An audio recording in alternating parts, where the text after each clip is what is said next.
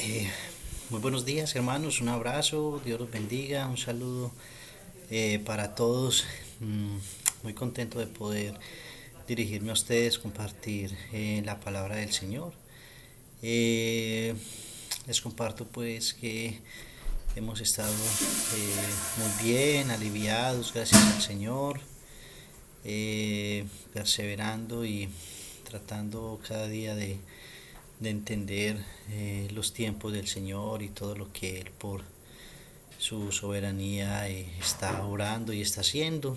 Mm, Atento y pendiente siempre a todo lo que está aconteciendo también allá en Colombia. Eh, por supuesto ahí he estado como atento de las últimas noticias y les pido que estemos orando y que Dios nos ayude cada día a comprender los tiempos y nos ayude a actuar de la manera correcta, con fe, confiando siempre en el Señor, en su buena voluntad. Les mando un abrazo grande a la distancia. Gracias a los hermanos que me han escrito. Les comparto que perdí mi celular esta semana y estoy ahí ya en espera. Estoy gestionando para tener una línea acá y les escribiré personalmente a sus WhatsApp para hacerles conocer mi número y me gustaría mucho saber de ustedes. Quisiera saber de cómo están las familias, algún motivo de oración, alguna novedad y algo con lo que pueda también contribuir a la fe y estar orando por ustedes. Así que un saludo grande. Hoy es un día especial, diferente, pero especial para adorar al Señor, para tener comunión también unos con otros. Es una bonita experiencia también que Dios nos permite desde las casas tener ese tiempo de comunión y que nos permite de pronto recordar los tiempos de la iglesia primitiva, de que estaban perseverando en la doctrina, que estaban juntos en sus casas, unidos, compartiendo el pan, que tenían comunión unos con otros y perseveraban en la oración. Así que este es un tiempo para fortalecernos desde las casas. Eh, Creo que hay que aprender también a ver en las situaciones difíciles las oportunidades buenas. Y creo que este es un tiempo para fortalecernos en casa, fortalecer relaciones, fortalecer eh, también mucho nuestras vidas espiritualmente, estar atento a nuestros hijos, compartir y disfrutar de esos tiempos que normalmente uno no sacaría. Este es un tiempo para crecer en familia, para de pronto estratégicamente hacer cosas nuevas y que sean de edificación. Así que les animo para que creen una agenda y oren al Señor por una estrategia que puedan como familia pues desarrollar. De mi parte voy a estar transcribiendo, me gusta mucho transcribir eh, la Biblia. Tengo para mí un tesoro que es el libro de Proverbios que transcribí hace años y en este libro, en este cuaderno, cuando transcribí los Proverbios, los 31, pude sacarle mandamientos, promesas, demandas, consejos, características positivas, negativas. Y es un tesoro que tengo, es muy valioso para mí. Hace por ahí 2 años estuve transcribiendo el libro de Romanos y bueno, tengo ya mi cuaderno porque voy a estar transcribiendo las cartas de Juan. Me edifica mucho poder transcribirlas. Creo que puedo retener mucho más y me gusta el ejercicio. Aprendo mucho, entonces lo disfruto. Así que si le anima esta idea, le animo también a que pueda edificarse de esta manera. Muy bien, mis hermanos, hoy voy a compartir la palabra del Señor, voy a reflexionar con ustedes un poco en la escritura. Voy a seguir en la línea que hemos estado trabajando este mes en Segunda de Corintios. Voy a estar trabajando el capítulo 3 y creo que voy a tomar parte del tiempo en las contextualizaciones. Quiero contextualizar un poco sobre todo la situación de iglesia y contextualizar pues el capítulo, de qué trata y cuál era como la situación, porque creo que ese es el corazón de este capítulo, y creo que tiene que ver mucho con el corazón de toda la carta. Primero pues como resaltarles que eh, Pablo indiscutiblemente amaba esta iglesia en Corintio, y por supuesto pues tenía razones de peso para amarla, pues era el pastor de ellos.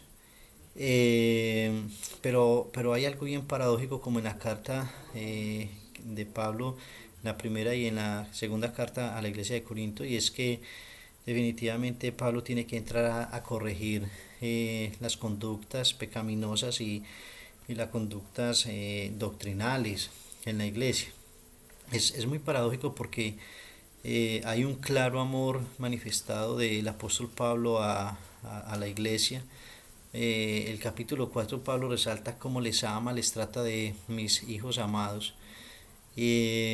Pero quien creyera, la iglesia pastoreada por el apóstol Pablo termina siendo un desastre.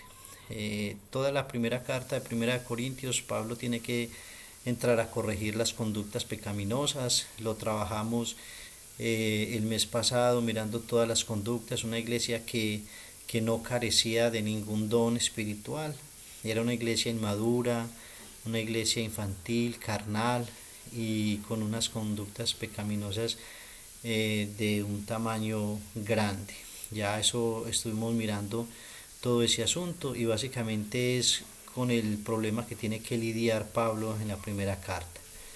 Y en la segunda carta Pablo deja ver que hay una situación complicada con respecto a la doctrina, y ese gran hombre celoso, apasionado por la verdad, con el celo santo por las cosas del Señor, eh, ahora se encuentra en que la iglesia de la cual era pastor vive esta situación. Entonces hay como una paradójica ahí.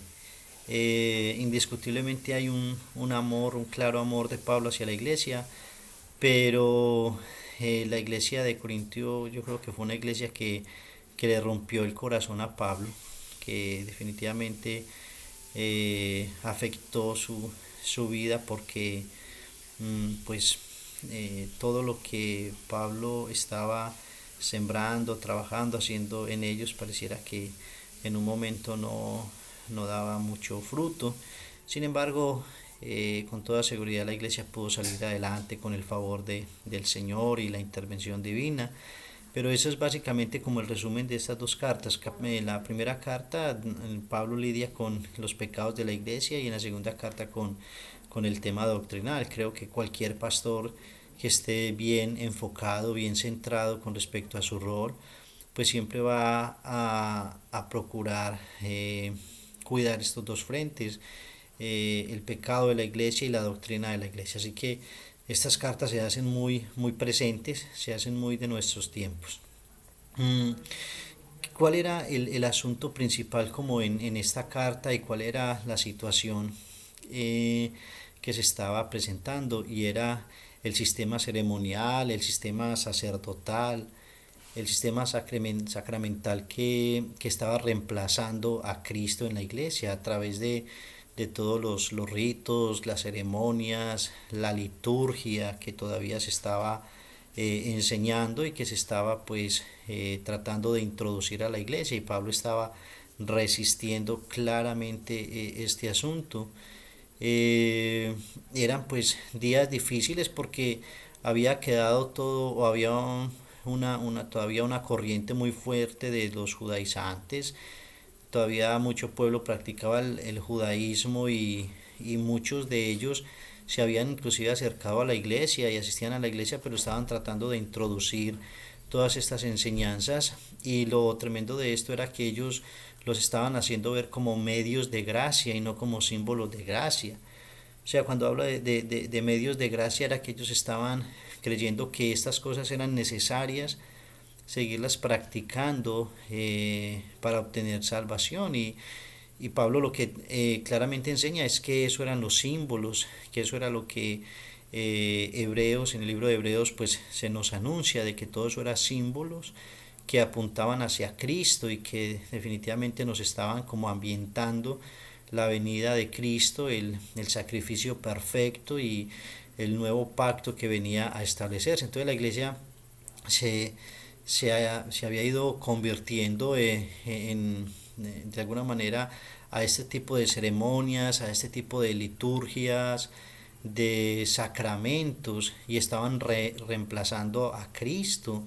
Era más importante ese tipo de ceremonias y era más importante ese tipo de liturgia del cumplimiento de sacramentos que el mismo Cristo en sus vidas. Entonces era una situación bien delicada. Ahora, en todo tiempo el asunto con el judaísmo fue y ha sido hasta el día de hoy así. El pueblo de Israel y los judíos pues nunca pudieron cumplir la ley y nadie podía cumplir la ley. Por eso se hizo necesario que Cristo viniera y viniera sin pecado y pudiera cumplir la ley y entonces se diera el nuevo pacto y la oportunidad para perdón de nuestros pecados. Pero el judaísmo, al ver que no podía cumplir la ley, entonces se crearon su propio sistema de autojusticia y era a través de las ceremonias y era a través de los ritos y de las celebraciones y de las fiestas. Entonces ellos habían desplazado, al ver que no cumplían con la ley, que no podían cumplir la ley, entonces estaban tratando de justificar sus vidas y esto lo único que los llevaba era a una religión de obras, por mérito propio, cuando nadie puede salvarse por sus obras ni por su propio medio. Definitivamente, como dice Pablo en Efesios 2, es solo por gracia.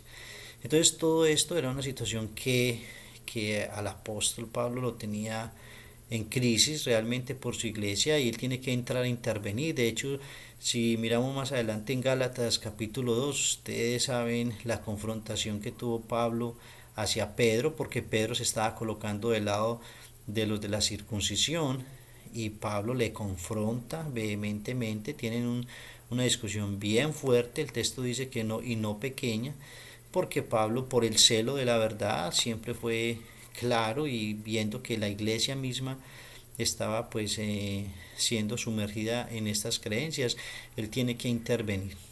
Entonces todo eso era un peligro y todo ese ceremonialismo se estaba introduciendo en la fe cristiana con los judaizantes y todos ellos estaban promoviendo la circuncisión. De hecho se les conocía así como el grupo de la circuncisión y promovían los días de reposo, promovían las lunas nuevas, promovían las ceremonias, todo esto como medios de gracia, que era necesario participar de ellas y tenerlas vigentes porque era el modo de salvación. Entonces los grupos de la circuncisión habían llegado a la iglesia para promover todo esto y lo querían establecer como algo necesario, algo que debía practicarse y porque era lo que siempre se había practicado. O sea que el resumen era que no entendieron nunca la obra de Cristo, el nuevo pacto.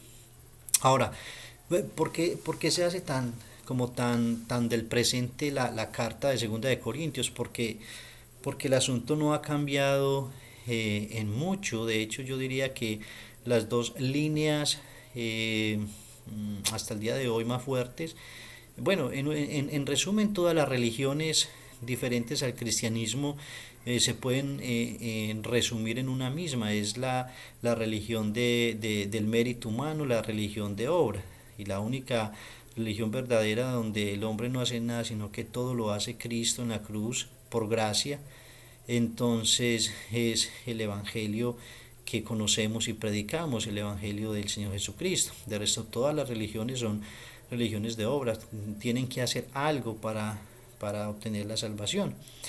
Y es lo que vivimos al día de hoy. Si miramos la línea de los judíos, hasta el día de hoy siguen practicando sus ceremonias, sus ritos, aún participan mucho de la indumentaria de los judíos y note que es una tendencia que viene en crecimiento, de cómo la Iglesia Cristiana Evangélica ahora quiere tener mucho de esto en sus servicios, en sus cultos, en sus templos, llenan sus iglesias de indumentarias, consiguen cosas judías, hay cantos judíos, hay celebraciones, hay lenguaje, Yeshua la Mashiach, hay una cantidad de cosas que se han ido introduciendo porque mucho porcentaje de la iglesia de hoy comete el gran error de mirar hacia Israel por el contexto histórico de Israel, mirarlo como un modelo del cual pueden tomar cosas para adaptarlas a la iglesia, y eso es un grave error. Eso es una mala teología, y eso es estar mal parados dentro del contexto teológico y aún escatológico, porque es el pueblo de Israel el que debe mirar a la iglesia y convertirse al Señor y hacerse iglesia, ser parte de la iglesia para ser salvos. Entonces, en ese contexto es que este capítulo tiene mucha relevancia y tiene mucha importancia. Seguramente ustedes han conocido y han visto y conocen de pronto personas cercanas donde este tipo de ceremonias y todo este tipo de liturgia no es tan extraño. Hay iglesias evangélicas donde el pastor, por ejemplo usa el talit, que es pues una indumentaria tan propia del judaísmo, y el talit es tipo poncho que ellos se ponen acá y se cubren con él, y básicamente con eso lo que quieren es, o para ellos el significado es tener presente siempre la ley del Señor. De hecho, por eso tiene sus hilos, sus tiras colgando, porque eso representa todas las leyes mosaicas. Entonces uno encuentra que ahora es muy típico, muchos lo usan, muchos se lo ponen, otros lo tienen en sus púlpitos, pero lo ven como algo parte de su liturgia, de su servicio, del cual es un error. Para muchos otros usan el chofar, por ejemplo, porque claro, creen que al sonar el chofar entonces es el sonido de convocatoria de Dios para la adoración o para la guerra, depende del sonido que ellos invoquen. Eh, Muchos también usan la kipá, por ejemplo. La kipá es el gorro que normalmente llevan acá puesto en la corona de sus cabezas, tipo cúpula. Y eso para los judíos siempre ha significado de que Dios está por encima de todos. Es muy tradicional hoy en día para la población cristiana, por ejemplo, tener la menorá, que es el candelabro, y que para ellos siempre ha representado como la adoración perfecta, y una cantidad de indumentaria que poco a poco y en los últimos años ha ido tomando fuerza y ha comenzado a ser parte de los servicios, de las iglesias. Hay otro elemento que también se usa mucho, y es el tefilín. El tefilín eran como correas de cuero que ellos se envuelven en sus manos y tienen unos nudos especiales en sus manos, o muchas veces los ciñen acá en sus sienes, debido al texto de Deuteronomio capítulo 6 verso 8, donde la escritura, donde Dios le dice al pueblo de que estas palabras las atarás en tus brazos y en tus sienes y las recordarás.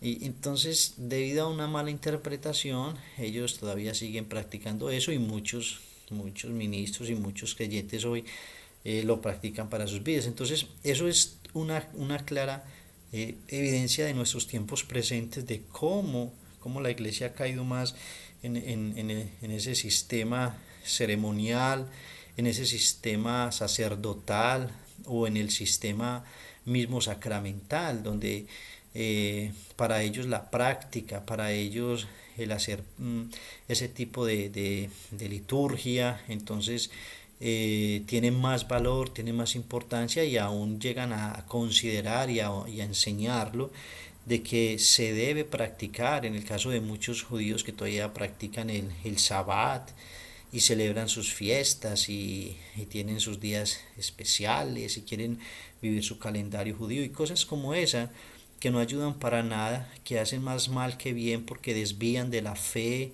porque llevan a la gente a esa vida improductiva del hacer, de vivir en el antiguo pacto, entonces es algo muy contraproducente. Si lo miramos en la otra línea que es tan fuerte como la línea católica romana, pues todos nosotros conocemos bien el contexto, la gran mayoría venimos de ese contexto, conocemos la importancia de los sacramentos, una iglesia sacramental, totalmente sacerdotal, con una cantidad de situaciones que ni siquiera están escritas en la escritura, pero que son inventadas y se aplican y se practican. Entonces, todo esto pues es una situación que ha venido surgiendo dentro de la misma iglesia. Ahora, ¿cuál es el problema de esto? El asunto delicado de esto es que para la población, para mucho porcentaje de la iglesia,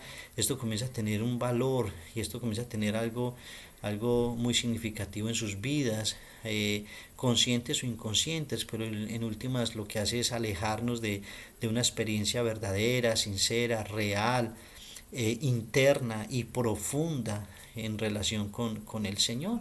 Y muchas veces la gente cree que porque participa de ceremonias y de liturgias muy bonitas, muy ceremoniales y unos ritos bien especiales y se usan frases en hebreo, cánticos y se hacen ciertos tipos de símbolos, entonces se sienten más espirituales y sienten que realmente eso es lo que hay que hacer, practicar, y emocionalmente aún se ven afectados y creen que eso es lo correcto. Pues claramente la escritura nos muestra lo contrario y nos muestra lo peligroso que es ese tipo de vida, y que sencillamente todo ese tipo, como lo estuvimos mirando el año pasado en nuestro año de Cristología, pudimos ver que todo eso lo único que hacía era apuntar a Cristo. Todas las ceremonias, la liturgia, todo lo que tenía que ver con mucha de la indumentaria, todo lo que tenía que ver con la construcción del mismo templo, el tabernáculo, que todo esto lo único que hacía era ambientar y apuntar hacia Cristo, que era el cumplimiento perfecto de todo eso. Entonces, mirándolo desde ese contexto y teniendo pues el contexto como tan amplio, yo creo que sí es importante reflexionar en ese asunto y preguntarnos hasta dónde yo puedo estar viviendo una vida más ceremonial, una vida más sacramental.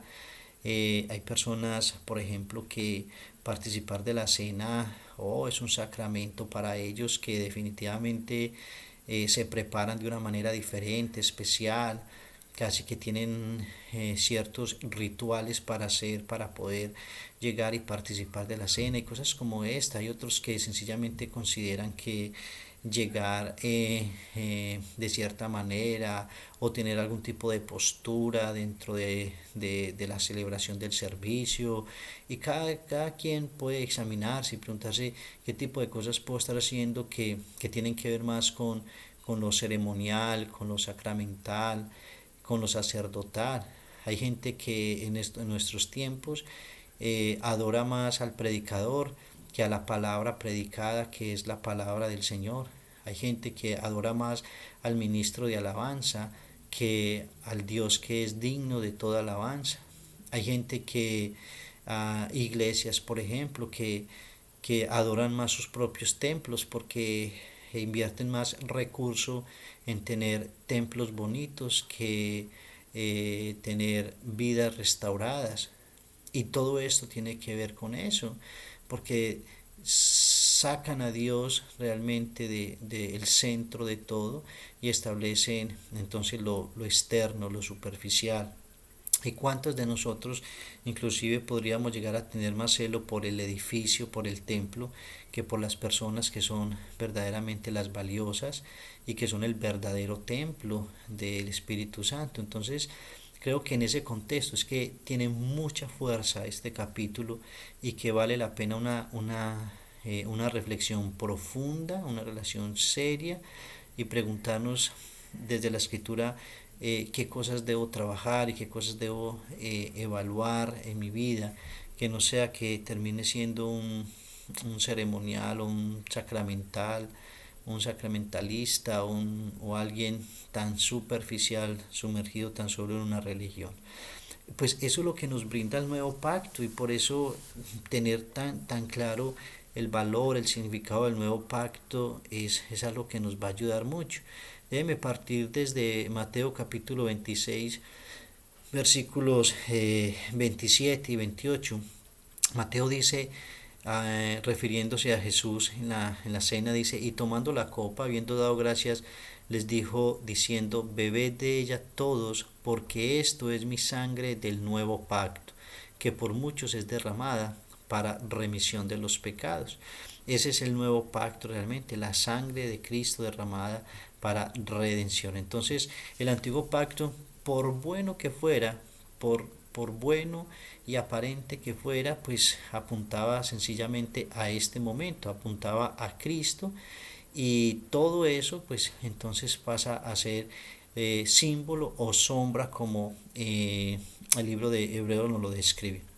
Ahora, definitivamente, para hablar de lo que el apóstol Pablo está hablando en cuanto al contexto de un nuevo pacto, obligatoriamente tendríamos que ir a Hebreos, hermanos, y déjeme, yo le doy un repaso rápido, pero espero que usted pueda interesarse más y profundizarlo y estudiarlo más. Pero Hebreos capítulo 8 y capítulo 9 nos relata todo el contexto del nuevo pacto. De hecho, el capítulo 8 de Hebreos y el versículo 6, note cómo dice, permítame, yo se lo leo acá, Hebreos capítulo 8, versículos 6 en adelante. Note cómo dice, por ejemplo, acá, dice, perdón hermanos, que aquí voy a mirarlo, puse el 6.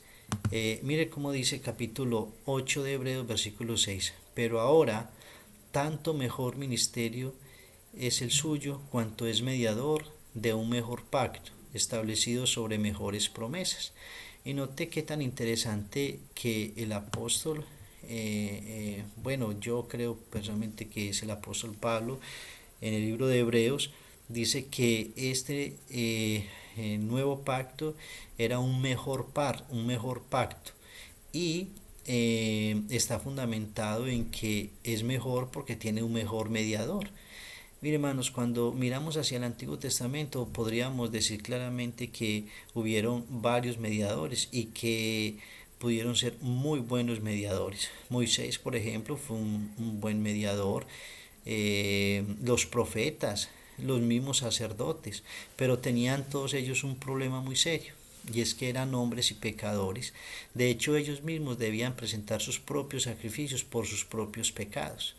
Lo que hace mejor este pacto es el nuevo mediador que tenemos, el mediador que es el Señor Jesucristo, que sin pecado, que era Dios y era hombre, se requería uno que representaba tanto a Dios y que representara a los hombres, porque en últimas eso es un mediador, el que está en medio de dos partes.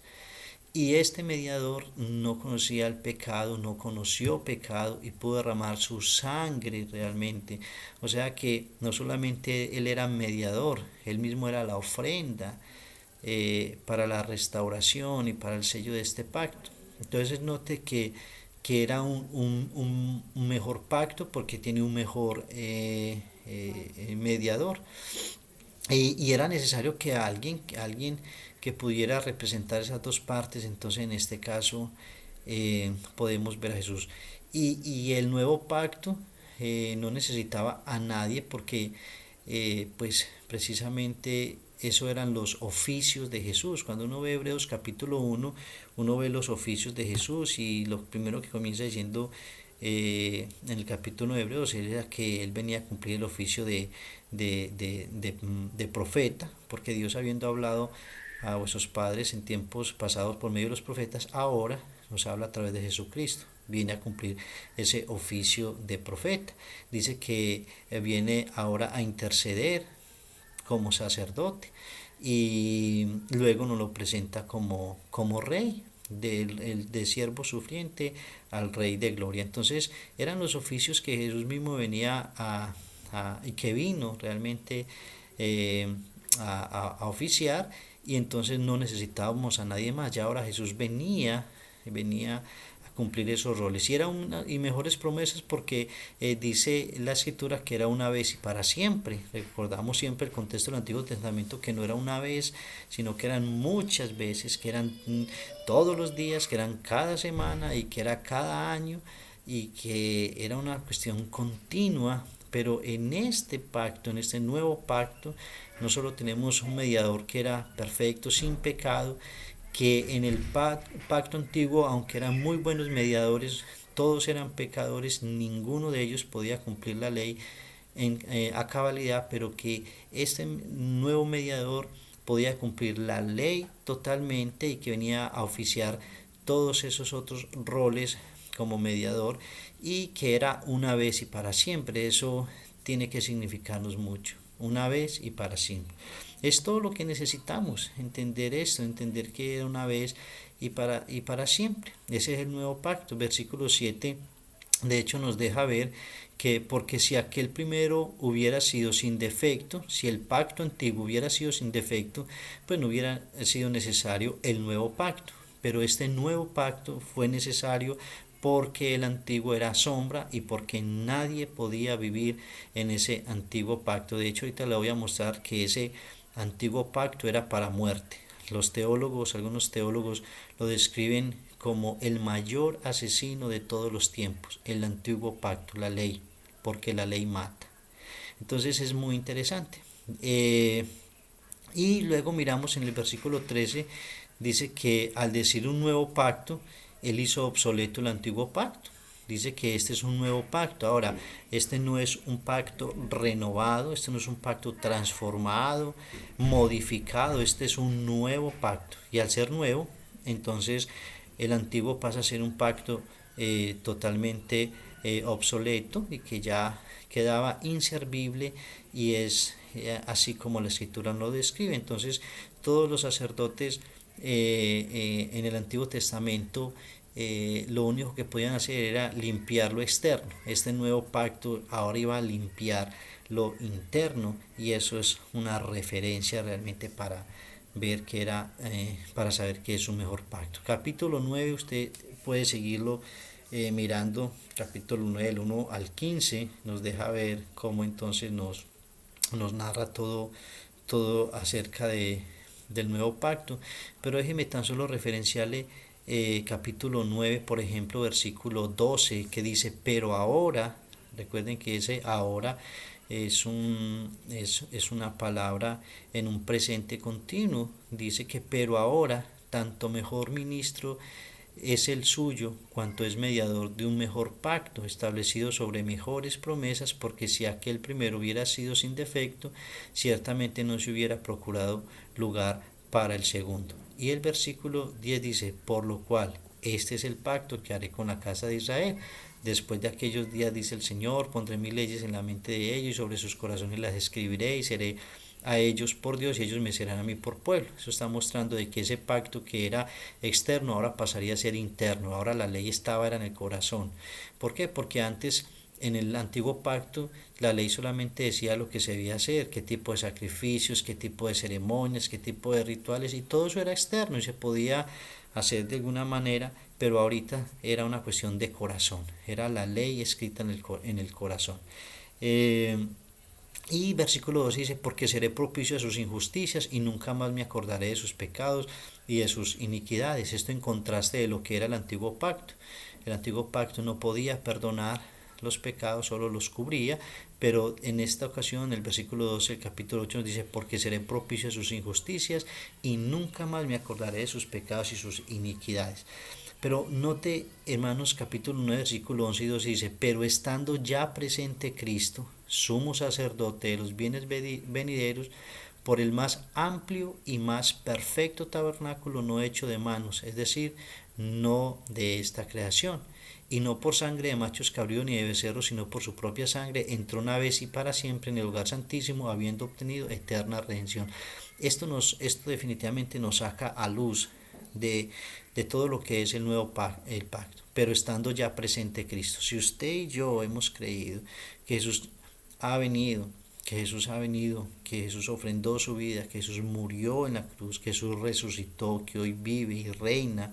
Entonces esta verdad es para nosotros, pero estando ya presente Cristo, como sumo sacerdote, sabemos que Él ha venido, derramó su sangre y por el más amplio y más perfecto tabernáculo, dice, y no por sangre de macho cabrío, sino por su propia sangre. Note que Él es mediador, Él mismo es la ofrenda y Él ahorita oficia, ejerce como profeta, como sacerdote, como rey.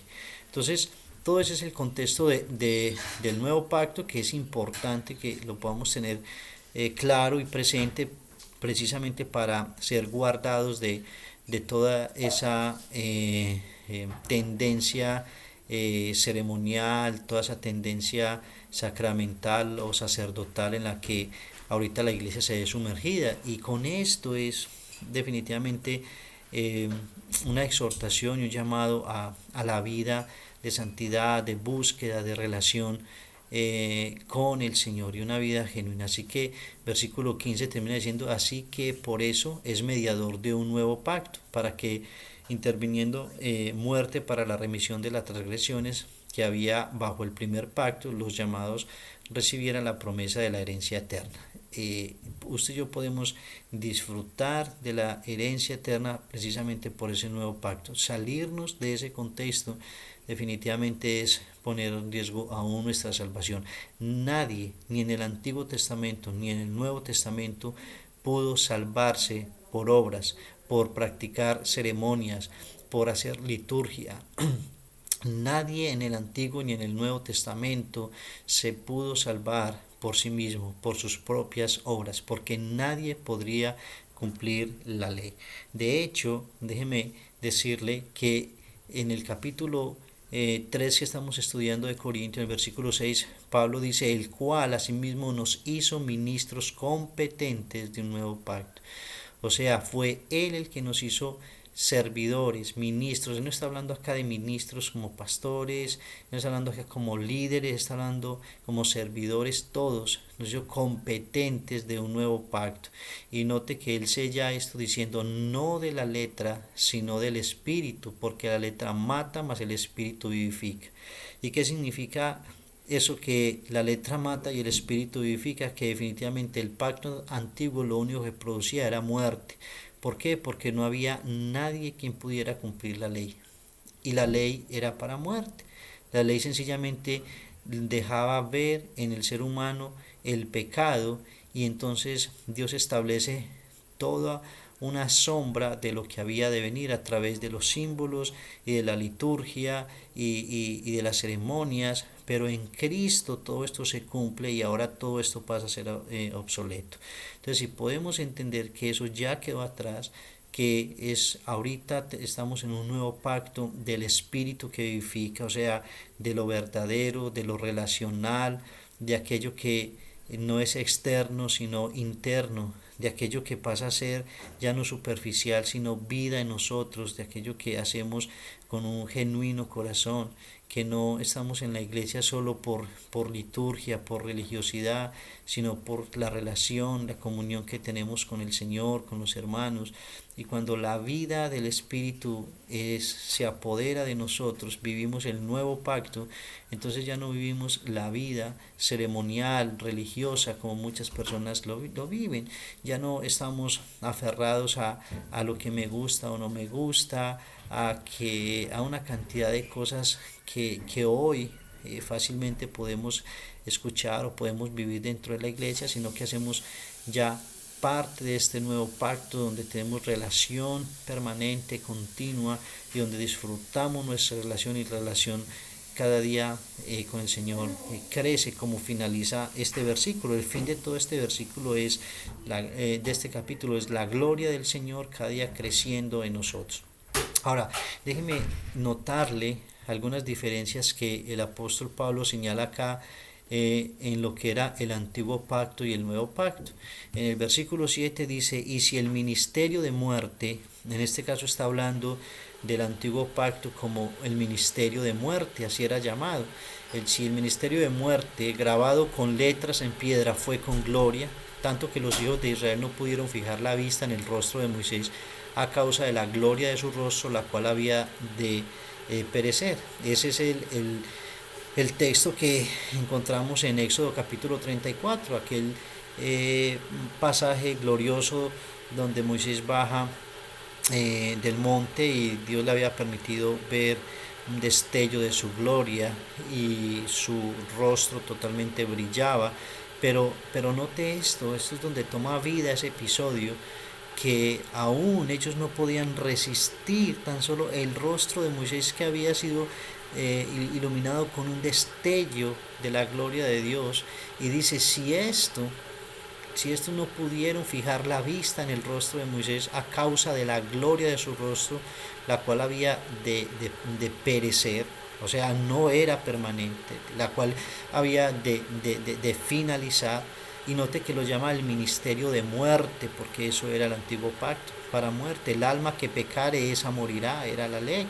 Pero dice, ¿cómo no será más bien con gloria el ministerio del Espíritu? ¿Sí nota? Esta es la respuesta al versículo 6, que le está diciendo que no de la muerte sino del Espíritu, porque no de la letra sino del Espíritu, porque la letra mata, mas el Espíritu vivifica. Pues encontramos en primer lugar que lo describe como el ministerio de la muerte. Por eso muchos teólogos han descrito el antiguo pacto como el más grande homicida de todos los tiempos, y en ese contexto tiene mucho sentido. En ese contexto tiene total sentido, porque la ley lo único que podía producir era muerte. En el versículo 9 usted encuentra que Pablo le da otro nombre y le dice, porque si el ministerio de condenación fue con gloria, mucho más abundante en gloria el ministerio de la justificación. Y note ese lenguaje y ese juego de palabras tan interesante que Pablo comienza a hacer. Pablo inicialmente le dice el ministerio de la muerte, haciendo una comparación de lo que era la ley para muerte y el nuevo pacto para vida en el Espíritu. Acá lo habla como el ministerio de condenación. ¿Por qué el ministerio de condenación? Porque obviamente todos frente a la ley estábamos totalmente condenados, nadie podría escaparse, nadie podía levantar la mano y decir yo cumplo toda la ley, era imposible, o sea que automáticamente ya todos estábamos condenados. Pero dice, si ese ministerio que era para condenación fue con gloria, mucho más abundará en gloria el ministerio de la justificación. Eso fue lo que el Señor Jesucristo vino a hacer, y eso es lo que precisamente el nuevo pacto en el que estamos ahora con el Señor Jesucristo es lo que hemos obtenido y disfrutamos, la justificación, la imputación de la justicia divina a través del Señor Jesucristo en nuestras vidas, el que siendo culpable fuimos declarados inocentes por el sacrificio del Señor Jesucristo. Y en tercer lugar, en el versículo 11, Pablo lo resalta o lo describe diciendo, porque si lo que perece tuvo gloria, mucho más glorioso será lo que permanece, haciendo otra diferenciación entre el pacto antiguo y el pacto nuevo, describiendo ese pacto como algo que perece, algo que iba a finalizar, algo que finalizó, que terminó, en contraste al nuevo pacto que es glorioso y que permanece para siempre. Y de esta manera Pablo describe lo que era el antiguo pacto y lo que es el nuevo pacto, resaltando de que el pacto antiguo era pues el ministerio de muerte, el ministerio de condenación y algo que perece. Pero en cuanto al nuevo pacto, entonces lo describe como el ministerio del Espíritu que da vida, el ministerio de la justificación y algo glorioso que no desaparece, sino que permanece. Entonces note que Pablo está haciendo una defensa y está argumentando algo muy valioso y que estoy seguro que tenía una clara intención, el que Dios inspirara a Pablo a defender la iglesia en ese entonces de los judaizantes y del grupo de la circuncisión. Estoy seguro que Dios inspiró a Pablo en estos tiempos, precisamente conociendo los tiempos de la iglesia que siempre iba a estar sumergida y que siempre ha estado sumergida en el tipo de liturgia sacramental y ceremonial, y que definitivamente Hay una inclinación en el ser humano por querer hacer algo por su propia salvación, querer tener méritos propios, querer a través de la ceremonia, no de la ley, porque somos conscientes y realmente el ser humano en el fondo es consciente de que no puede cumplir la ley, pero quiere ganar el favor de Dios a través de ceremonias, a través de ritos, a través de sacramentos, y definitivamente no es así. Es por gracia, por la justificación que tenemos en el Señor para vivir una vida que glorifique el nombre del Señor. Entonces, ¿cómo finaliza Pablo y cómo sella Pablo este capítulo 3? Termina diciendo, por tanto, nosotros todos mirando a cara descubierta, como en un espejo, la gloria del Señor, somos transformados de gloria en la misma imagen, como por el Espíritu del Señor. Y mis hermanos, esto es un sello impresionante de cómo Pablo finaliza este capítulo en su defensa por el nuevo pacto y la gloria de Dios. En últimas, el nuevo pacto tiene que ver con la gloria de Dios. El pacto es la gloria del Señor en nuestras vidas, la gloria del Señor cuando dice de gloria en gloria, una gloria del Señor creciente, una vida victoriosa, una vida que cada vez va creciendo en el Señor. Pues en el Antiguo Testamento la comparación era la imagen de Moisés, pero una gloria que se desvanecía, una gloria que se fue acabando en él.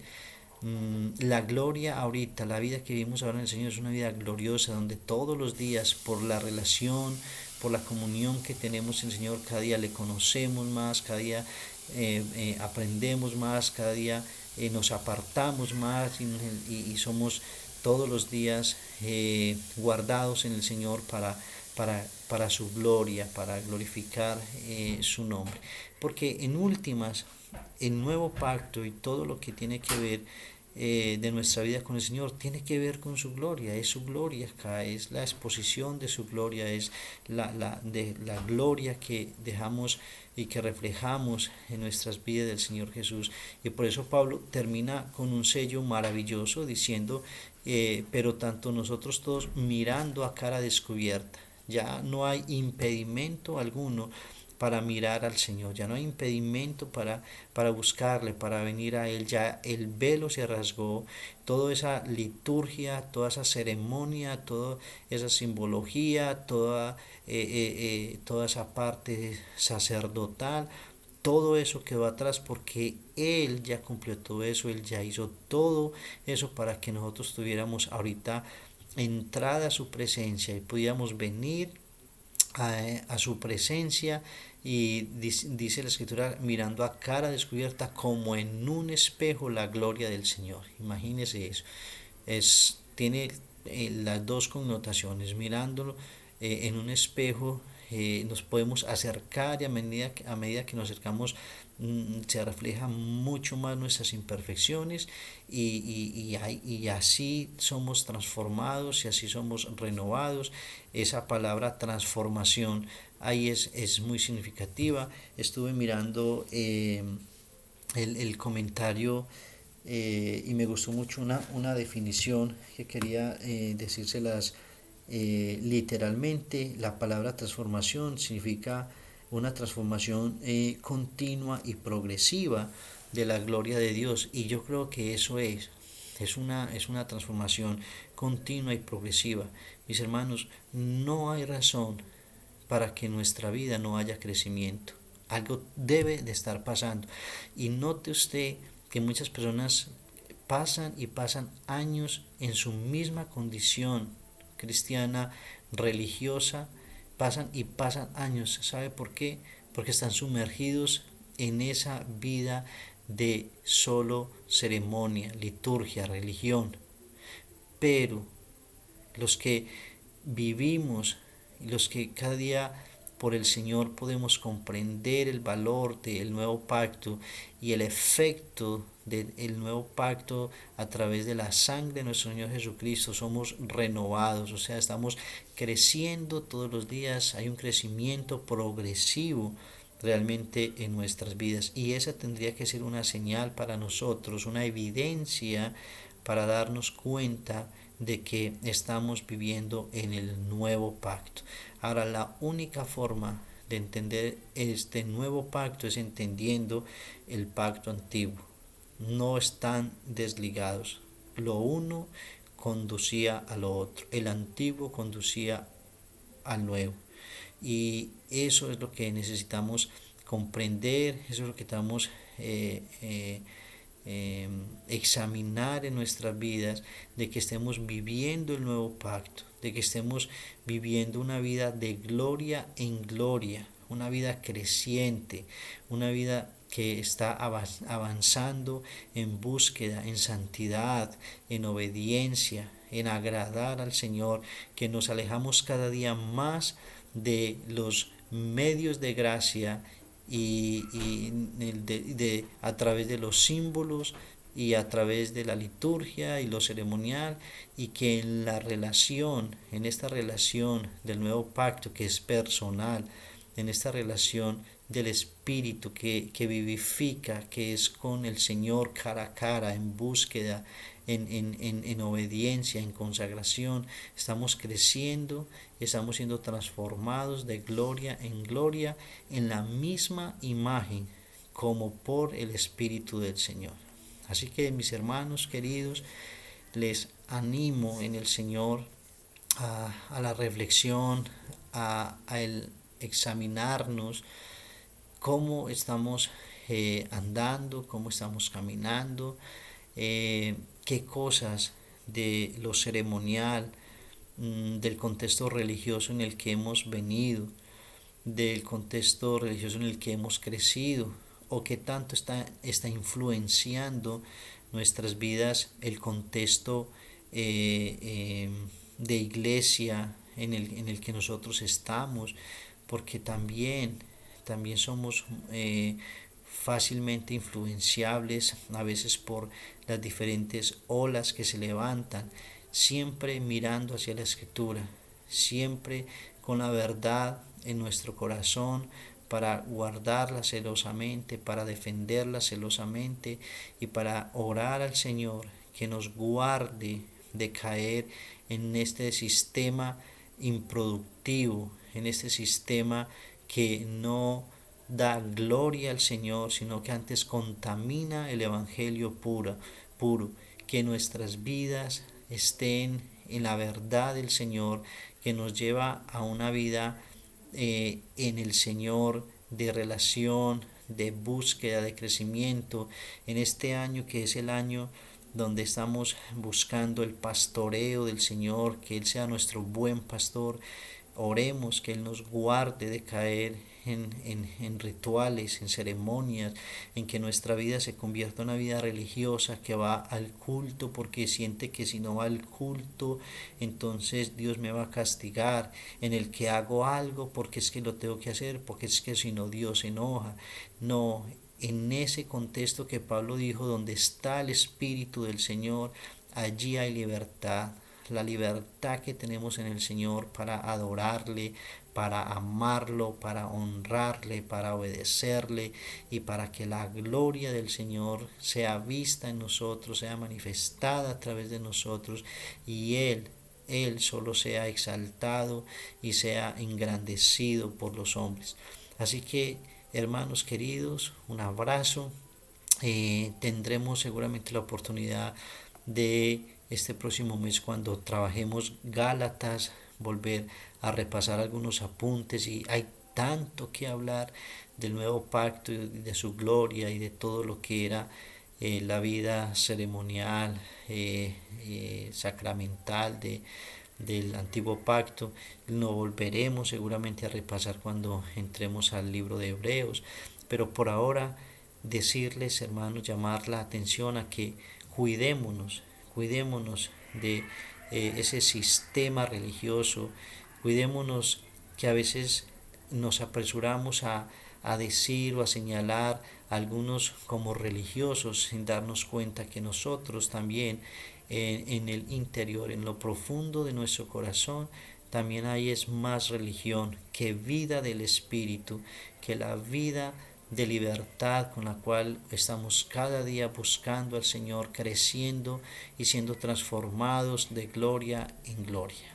Así que un abrazo, que el Señor pastoree a cada uno en este tema, que el Señor ponga su buena mano sobre nosotros y nos permita ver en nuestro corazón qué cosas no son, qué cosas hacen más o pertenecen más al pacto antiguo y qué cosas debemos nosotros buscar para vivir en este pacto de gracia, de misericordia, de bondad por el Señor Jesucristo para vivir días que le honran y que le glorifican, como es el fin de toda la enseñanza de este capítulo. Oremos. Quiero orar que el Señor nos ayude, que el Señor nos pueda redarguir con su palabra, nos pueda a nosotros ayudar y esto pueda afianzar nuestro corazón y nos pueda ayudar en nuestro proceso y en nuestro proceso de formación y en nuestro proceso de caminar nuestra vida delante de Él. Oremos que cada familia sea guardada y oremos que el Señor nos permita ser un pueblo de luz en medio de un tiempo donde la gente está envuelta en sus pánicos, en sus temores. La iglesia pueda ser portadora de esperanza, de fe, de verdad, de ayuda. Un pueblo donde se prepara más con comida que para obedecer al Señor, que no entiende el lenguaje de Dios a través de los juicios, un mundo donde se preocupa por limpiar sus manos y desinfectar su casa, pero que no se preocupa por limpiar y desinfectarse de su pecado. Es un pueblo que está camino a la perdición. Así que Dios nos ayude y nos dé gracia y favor para ser luz y ser bendición para muchas familias en estos tiempos y que con la prudencia y con la obediencia a las autoridades también seamos movidos en esos tiempos a proclamar, a dar testimonio, a predicar, a orar. Permítame orar por este tiempo y oremos unos por otros y en estos tiempos que vamos a estar un poco distanciados, tengamos comunión a través de estas herramientas y de la tecnología que podemos disfrutar para que nos cuidemos y nos apoyemos. Ayúdeme a orar y oremos al Señor. Padre, te honramos por tu fidelidad y porque tú eres bueno, Señor, en todo momento. Y en esta mañana te agradezco, Señor, el privilegio que me das para hablar a tus hijos, a tu pueblo. Y mi Señor, te ruego que nos ayudes. Por favor, guárdanos de las cosas que no son correctas, que contaminan el Evangelio puro, Señor, y que hacen del nuevo pacto, Señor, algo de condenación. Dios, no estamos exentos. De hecho, si nos examinamos sinceramente, podríamos aún descubrir que hemos vivido vidas muy ceremoniales, muy religiosas, muy sacramentales y que aún consciente o inconscientemente te hemos desplazado por este tipo de medios que eran símbolos para acercarnos o para revelarnos lo que iba a acontecer. Y yo te ruego que nos redargullas por tu Espíritu Santo y que nos pastorees en este tema, que nos orientes, que nos ayudes y nos hagas ministros competentes del nuevo pacto, que seamos servidores de este nuevo pacto en libertad y en gloria tras gloria, siendo transformados, creciendo cada día y reflejando, Señor, tu gloria. Padre, gracias. Gracias por tu palabra, gracias por enseñarnos, gracias por pastorearnos. Y yo ruego, Señor, que la buena mano de Jehová esté sobre la vida de cada uno de mis hermanos, sobre sus casas, que ellos sean guardados en completa paz, que haya alimento en sus casas, muchos que aún están ya inactivos por la situación, donde no pueden salir, donde no hay empleo. Señor, multiplica, Señor, la canasta familiar, multiplica la bendición, provee, suple. Y te ruego que obres, Señor, en el corazón entenebrecido, que obres en el corazón endurecido, y que este tiempo, Señor, podamos ser instrumentos para impartir tu verdad, tu justicia y para salvación de muchos, Señor. Oro por nuestros queridos ancianos, que ellos sean guardados, sean, Señor, protegidos por tu buena mano, y te pido que tu gracia abunde en medio de tu pueblo. Danos estrategias, permítenos reflexionar, ayúdanos a ser responsables, Señor, en este tiempo, administrar bien el tiempo que tenemos, y que busquemos la edificación en estos tiempos, Señor, y hagamos de estos momentos oportunidades para crecer, para fortalecernos en familia, para fortalecer y sanar vínculos, para ayudarnos y para seguir avanzando en este camino hacia la vida eterna. Te bendecimos, te damos gloria y honra en el precioso nombre de Jesús. Amén y amén. Hermanos, un abrazo, es un gusto poder saludarles a la distancia. Les estaré compartiendo mi número apenas tenga, espero el lunes o martes tener ya mi número y, y poder enviárselos para estar en contacto con ustedes. Me encantaría poder saludarles, que me escribieran, y estaré entonces atento para eso. Un abrazo, el Señor les bendiga, cuídense mucho y muchas bendiciones.